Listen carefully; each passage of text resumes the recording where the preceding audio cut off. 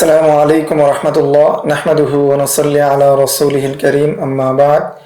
এই দর্শে আমরা আলোচনা করব ফারায়েজ আমরা কিভাবে লিখব। তো ফারায়েজ লেখার অনেকগুলো নিয়ম রয়েছে, তোর মধ্যে একটা নমুনা আমরা পেশ করছি, সামনে আরো অনেকগুলো নমুনা পেশ করব ইনশাআল্লাহ। ফারায়েজ লেখার নিয়ম, তো প্রথমে আমরা দেখতে পাচ্ছি যখন কোনো ব্যক্তি মারা যাবে তখন তার যখন মাসলা আমাদের কাছে জিজ্ঞাসা করবে, আমরা মাসলা করব এবং তাদেরকে আমরা জিজ্ঞাসা করব তার সম্পত্তি থেকে যে সমস্ত বিষয়গুলো করা দরকার আবশ্যকীয় ছিল সেগুলো করা হয়েছে কিনা।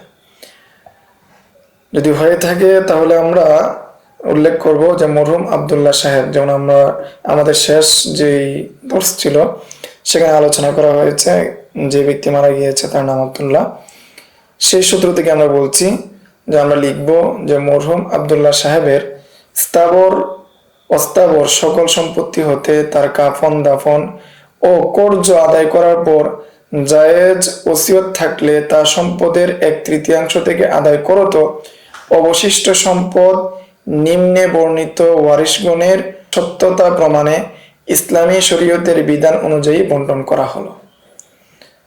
তো আমাদের আগের মাসালার তাসি হয়েছিল 5040 দ্বারা। আমরা এখানে উল্লেখ করব যে প্রতি স্ত্রী পাবে 5040 ভাগের 315, প্রতি দাদি পাবে 5040 ভাগের 280 এবং প্রতি কন্যা পাবে 5040 ভাগের 672 এবং প্রতি চাচা পাবে 5040 ভাগের 30। এইভাবে আমরা আমাদের ফারায়েজটাকে সাজাবো এবং নিচে স্বাক্ষর করে দিব। তো ফারায়েজ লেখার সংক্ষিপ্ত পদ্ধতি এ পর্যন্তই, সামনে আমরা বাকি আলোচনাগুলো করবো ইনশাআল্লাহ ধাপে ধাপে। আসসালামু আলাইকুম ওয়া রাহমাতুল্লাহ। ইউতিল হিকমাতা মান ইয়াশা ওয়া মান ইউতাল হিকমাতা